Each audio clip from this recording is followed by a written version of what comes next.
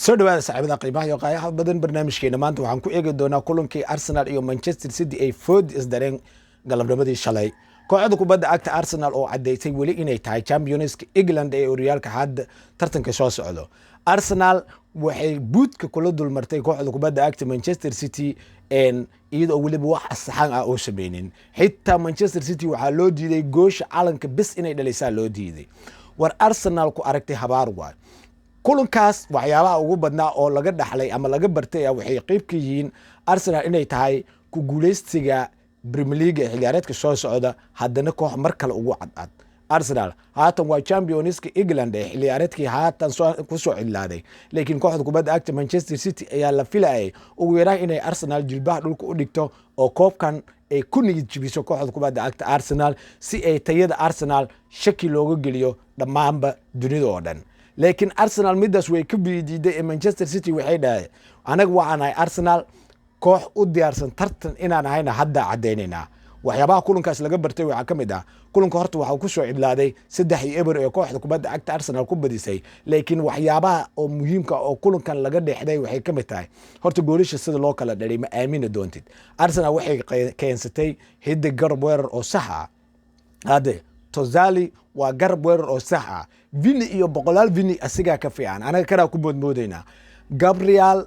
Martinelli off way markaan waxa ku ogaan kartaa shaxday shalay Gabriel Martinelli waa laga soo tagay. Gabriel Jesus sidoo kale Edward Munyerin waa laga soo tagay. dhammaan xidigahaas waxa loo badinayaa inay ka dhaqaaqayaan kooxda kubadda cagta Arsenal. waxaan ku hayaa goolishan iyo waxyaabaha goolishan soo jiidashada u yeelay ee kooxda kubadda cagta Arsenalna awoodeeda mar kale sii muujinaysa waxay qayb ka yihiin bandhigan ajiibka ah ee Tozali, Martin Odegaard, Lewis Skellis saddexda xidig aan marna la xaqiri karin.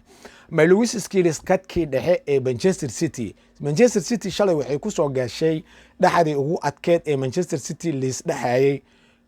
maarama loo heli karo. shaxdan Manchester City haday ku ciyaarta dadkoo dhan waxay aaminsanayeen Arsenal in dhulka la jari doono oo afkiisa loo gelin doono. laakiin Arsenal waxay muujisay City 100 milyan ka badan xidig ka soo bixisay lacag gaaraysa 140 milyan dhaxdii waxaa ka bursaday Lewis Skellis ma aaminay. hadda u fiirsa Arsenal shalay dhaxdeeda ma ciyaaraynin ee Chakatorki weena ee Declan Rice ma ciyaareen yaa ciyaari ma taqaana Bruno Gomes iyo Lewis Skellis. Bruno Gomes, Lewis Skellis iyo Declan Rice keedu fadhiyay Martin Odegaard soo saddexay. halka kooxda kubadda cagta Manchester City dhaxda ay ku soo gashay Anderson iyo Foden lagu daray ninkii weynaa oo haatan Barcelona ku biiray ee Chakatorki weynaa ee Manchester City dhaxdeeda isku heen jiray howlka qaranka Spanish-ka koobka ku soo guuleystay ku guuleystiga World Cup-ka ku guuleystigii Ballon d'Or-kii haatan u dambeeyay ninkaas dhaxdu ku jiray. Rodri waa taqaanaa Manchester City ninka kaliya ay ku faanto Rodri lagu daray Anderson-kii hadda 140 milyan laga soo bixiyay lagu daray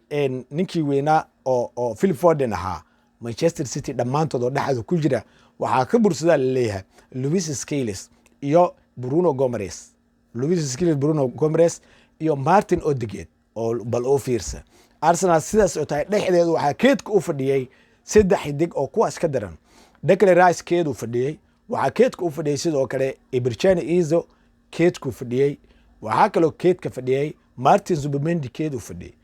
saddexda sadeey ku soo gashan Arsenal waa ka daro dibidal. saddexdan hadda ciyaaraysay waxaa ka daran saddexdaas ka daran. Rice, Zubimendi iyo Izo dhaxdaas hadii la keen classic kala waa. Arsenal marka dhaxdeeda looma cabsanayo. waxaa kaloo ku sii dheer xidigii Chakatorki weynaa ee Harrisbin ku guuleysigii World Cup-ka. hadda World Cup-ka ninka goolisha ugu badan ka soo dhaliyo kamid yahay Mikel Mourinho. labadii kulan ugu dambeeyay ninka soo saariyo kamid yahay howlka qaranka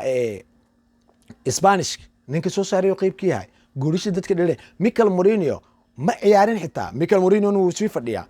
Arsenal marka waxa leeyahay dhaxdeed wax absi ah looma qabo. xiddi kala qadahan uma baahan Arsenal. Lewis Skellis waa qabtiraha qadka dhexe ee baahida ugu weynaa. wuxuu ka fiican yahay xitaa Bruno Gomes uu ka fiican yahay, Declan Rice uu ka fiican yahay.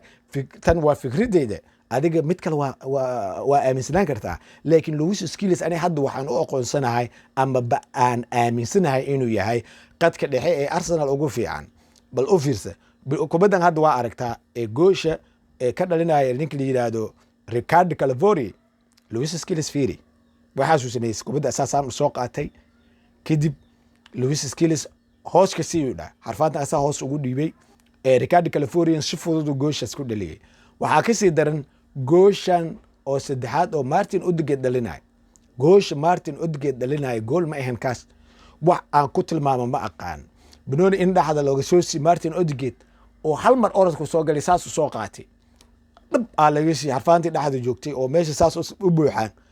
dhag laga soo siistay waa laga soo qaatay arrinkaas aqli badnaa Odegaard tii maskax ahayd way ku dhamaatay Martin Odegaard kubad qaabeyaha Arsenal maskaxiyan uu u diyaarsan yahay kaliya ninkan wuxuu u baahan yahay rag faham hadda shalay rag fahma dhaxda u dheelay fiiri dad fadhiis garabkana ninka u dheelay fiiri kubadda meesha laga soo sii in la tuuray la iska dhigay Tozali kubadda inuu laaday oo iska dhigay tartiib kulligood intay wadaadeen inta aadaan leh dhig intuu ka sii baas Odegaard saas inuu u qaatay goolahayaha Donnarumma ceebta shalay lagu dhigay ceebtan fiiri waxaas fiiri saasaa loo dhahay in darbada laadaya la iska dhigay markuu kulligiis walba istaagaa la Moses Deji ani inta mu socday kubaddi waa loo istaagi asoo iska jiif loo socday tartiib kubaddi in loo wataa loo waa caadi loo dul istaagay inta kaasi Allah markaa iska jiif adi bartaad ha soo kicin weli loo jiif Martin Odegaard saqajaan waa Arsenal dad xun waa wallahi Arsenal dad xun waa xitaa City weyneed Manchester City weyneed oo la isdhahay Arsenal xilli ciyaareedkan kooxda kaliya ish lagu dhihi karo Manchester City waa la isdhahay dhulku lagu garaa haalankii lagu tashanay oo Manchester City ku tashanaysa ama guud ahaanba Premier League isdhahayan Arsenal ninkaas ku waafsada waxaa la anaga Arsenal ana muwaalintiin idin haalan horta yaala haalan asoo yaaban dhulka garaacay macalinka Enzo Maresca waxaa la wuxuu soo baxnay iga soo bax waxa meesha ku haysid malaane meel taas adan waxa ka sii daran ninkaas waxa keenay Umar Marmuush soo wada meel xaalan waxa ka keenay Marmuush waxa ka keenay war meesha derbiyeed hada laakiin Arsenal waxa kale aan ku amaanaya kulankan waxa kale aan ku amaanaya inay kubadda la qaybsadaan hada ciyaareedka hada soo dhamaaday Arsenal Premier League way ku guuleysay laakiin xaaran boole ciyaaraysi xaray Manchester City kubad nadiif ah la ciyaar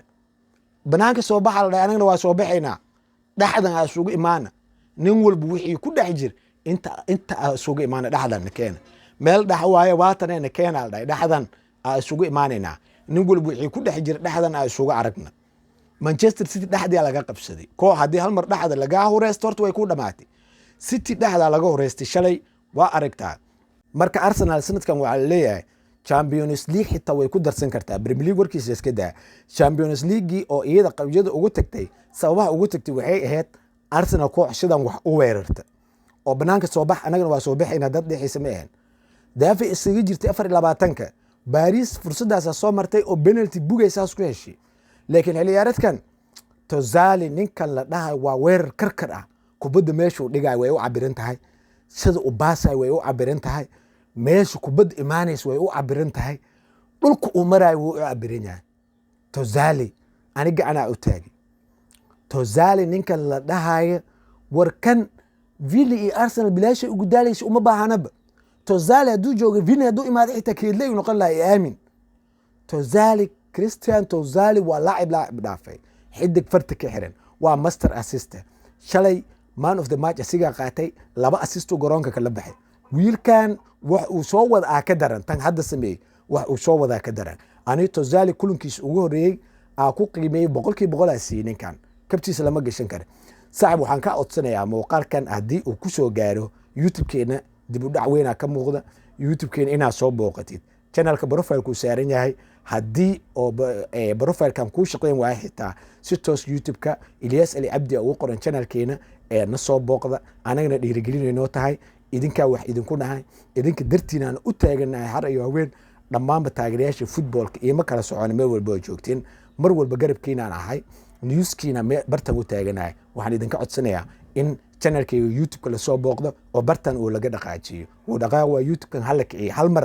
mar u wada kacan YouTube-kayga aad u mahadsantihiin saaxiibadeeda